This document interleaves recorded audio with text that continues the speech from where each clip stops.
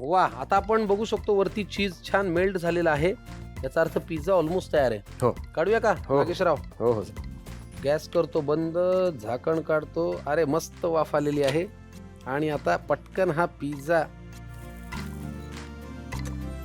Pizza करणं म्हणजे तान्या बाळाला उचलून पाळण्यामध्ये ठेवण्यासारखं आहे. हो सर. हो की नाही? हो हो. नजाकतीने करावा लागतो, जराही धसमुसळेपणाने, आणि बाळ जागा नाही झालं पाहिजे. नक्की. आता कट करून घ्या नागेशराव.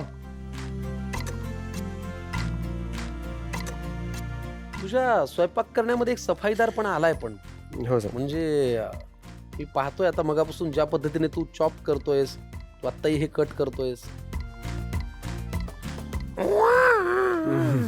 आता मलाही असं वाटतंय बेबी व्हावं आणि या पिझ्झ्याचे सगळे घास फस्त करावे. अप्रतिम बेबी फ्रेंडली पिझ्झा. तुमच्या घरातल्या लहान मुलांचे हट्टही पुरवायचे असतील आणि तब्येतही जपायची असेल तर पटकन घेऊन घ्या साहित्य आणि कृती. Baby friendly pizza. 2 व्यक्तींसाठी लागणारे साहित्य: गव्हाचं पीठ 2 चमचे, भाजलेला रवा 1 चमचा, ओट्स पावडर 1 चमचा, शिजवलेल्या गाजर टोमॅटोची पेस्ट 2 चमचे, भाज्या आवडीनुसार, वाफवलेले मटार, बारीक चिरलेली शिमला मिरची, बारीक चिरलेले पनीर, चीज आवडीनुसार, दही 1 चमचा, खायचा सोडा चिमूटभर, मीठ चिमूटभर. कृती: एका बाउल मध्ये गव्हाचं पीठ, ओट्स पावडर, रवा, खायचा सोडा, मीठ, दही आणि थोडं पाणी घालून मिश्रण एकजीव करून मळून घ्या. आता मळलेलं मिश्रण हातावर थापून घ्या. एका पॅन मध्ये तयार केलेली पोळी तुपावर दोन्ही बाजूनी भाजून घ्या. आता भाजलेल्या पोळीवर शिजवलेल्या गाजर टोमॅटोची पेस्ट पसरवून घ्या. नंतर त्यावर बारीक चिरलेले पनीर, बारीक चिरलेली शिमला मिरची घाला. त्यावर वाफवलेले मटार घाला. आता त्यावर चीज किसून घाला आणि पॅन मध्ये चीज वितळेपर्यंत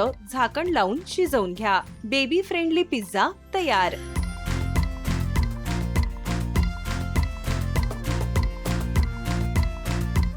ज्याच्यासाठी हा पदार्थ केलाय त्या अंशला, तुमचा 2 वर्षांचा मुलगा, त्याला हो. घेऊन याल का प्लीज? नक्कीच. ज्याने मला आता इथपर्यंत सपोर्ट केला या प्लॅटफॉर्म पर्यंत घेऊन येण्यासाठी. मी माझ्या अगदी जवळच्या मित्राला, माझ्या भावेशला मी ते बोलवतो, त्याला घेऊ. त्यांचं नाव भावेश आहे का? हो. या भावेश सर प्लीज या.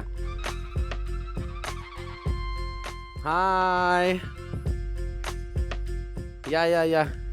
तुझ्यासाठी केलंय हे तुझ्या बाबांनी. बरोबर, त्याला खा खा ना, छान आहे.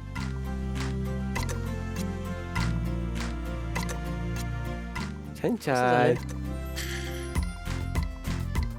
थँक्यू सो छान, मच. तू इथे आलास, आम्हाला छान वाटलं. थँक्यू. शेक हँड करा. थँक्यू. पुन्हा या. Tata tata. Tata bye. वा, भावेश Bye. सर तुमचे पण मनापासून आभार. तुम्ही ह्यांचे मित्र आणि त्याचे काका होऊन, कारण अशा वेळेला एक आपली एक्सटेंडेड फॅमिली असते ना जी आपल्याला सपोर्ट हो. करते. तुमचेही मनापासून आभार. बाय अंश.